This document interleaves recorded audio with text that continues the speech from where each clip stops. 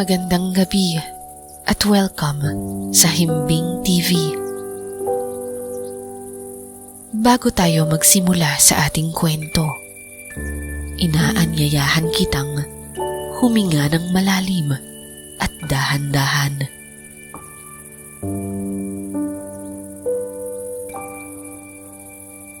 Ngayon, marahang ipikit ang iyong mga mata at hayaang lumambot ang iyong mga balikat.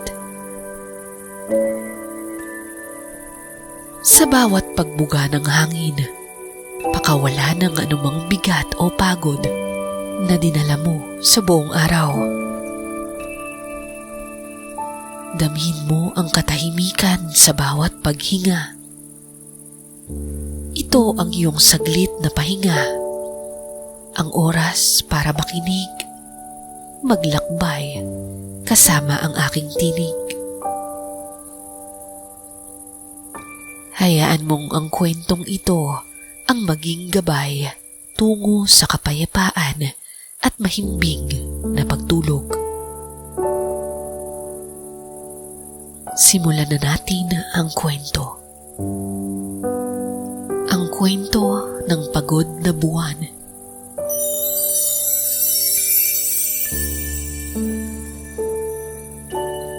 Araw at gabi, walang tigil ang buwan sa kanyang pagtatrabaho. Ngunit madalas, hindi ito napapansin. Lagi siyang nasa langit, kumikislap, lalo na sa pinakamadilim na gabi.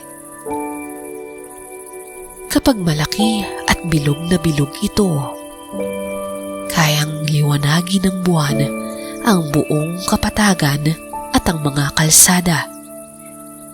Binabalutan ng lahat ng maputi at makislap na ningning.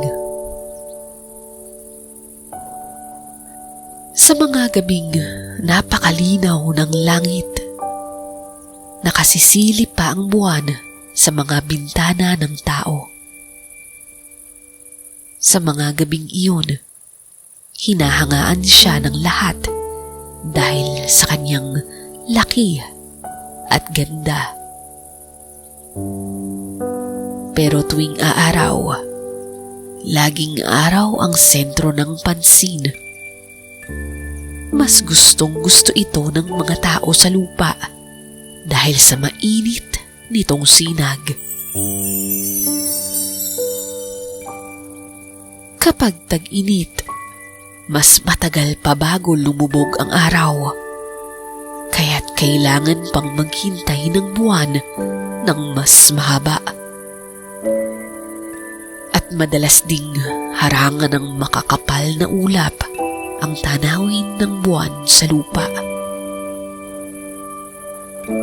Kapag bumubuhos ang malakas na ulan, pilit na sumisilip ang buwan sa makapal na hamog at madidilim na ulap. Pero madalas, hindi niya ito magawa. Sa mga gabing ganoon, lalo siyang nalulungkot. Wala namang nakakakita sa akin, bulong ng buwan, habang nalulungkot din ang mga maliliit na bituin sa kanyang paligid. Gayunman, gabi-gabi, tapat siyang naghihintay ng oras para magningning. Madalas niyang sabihin, "Sige na, ulap, dumaan ka na agad." At kapag dumilim na ng sapat, marahang ginising ng buwan ang mga bituin at hinihikayat silang sumindi. Gabi-gabi, sinisiguro niyang handa ang lahat ng bituin na kumislap at magningning sa langit sakaling maging malinaw ang kalangitan. Kapag malinaw ang gabi, ang lahat ng atensyon ay para sa buwan at mga bituin. Minsan pa nga, tuwang-tuwa ang mga bituin na tila sumasayaw sila sa langit. Iniiwan ang mahahabang guhit ng liwanag.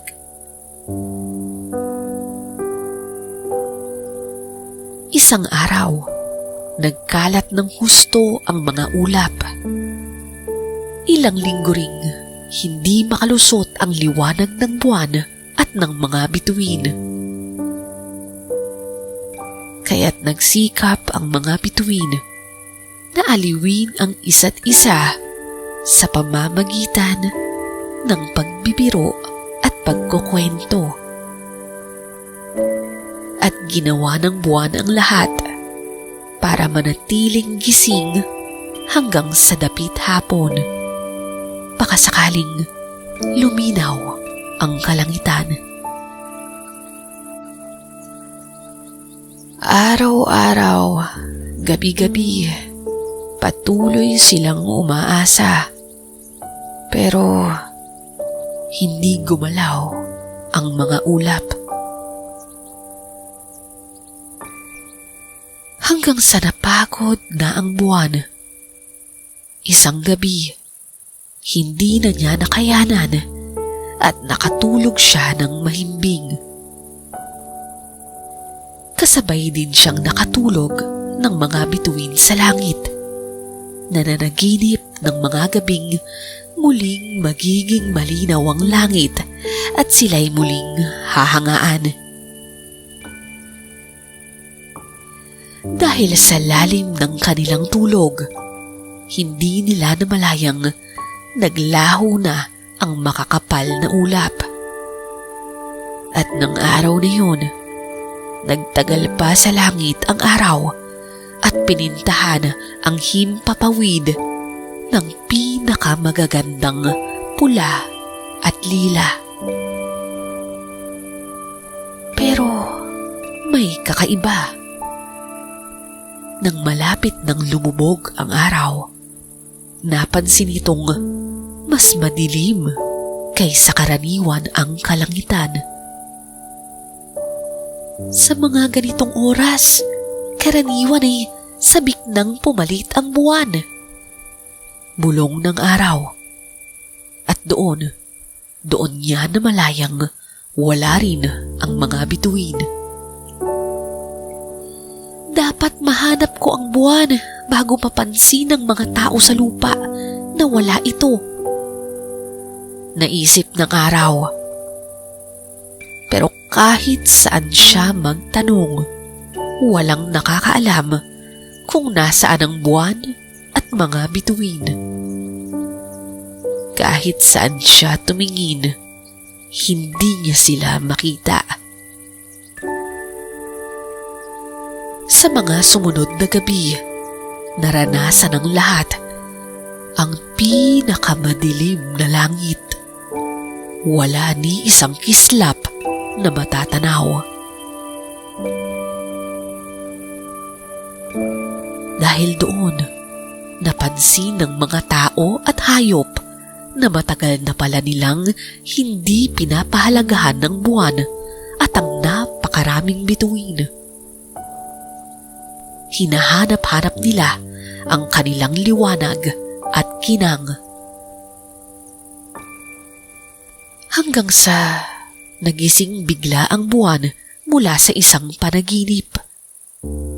Akala niya nananaginip lang siya na siya'y napahaba ang tulog. Pero totoo pala. Nag-alala siya nang makita ang langit na sobrang dilim at lahat ng bituin ay mahimbing pa ring natutulog. Agad niyang sinimulan ang marahang paggising sa bawat bituin.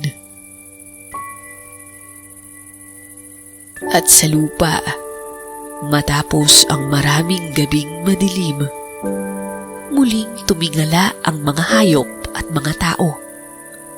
Tuwang-tuwa at galak na galak ang naramdaman nila habang isa-isang muling kumislap ang mga bituin. Hanggang sa muling masilayan nila muli ang buwan na nagniningning sa kalangitan.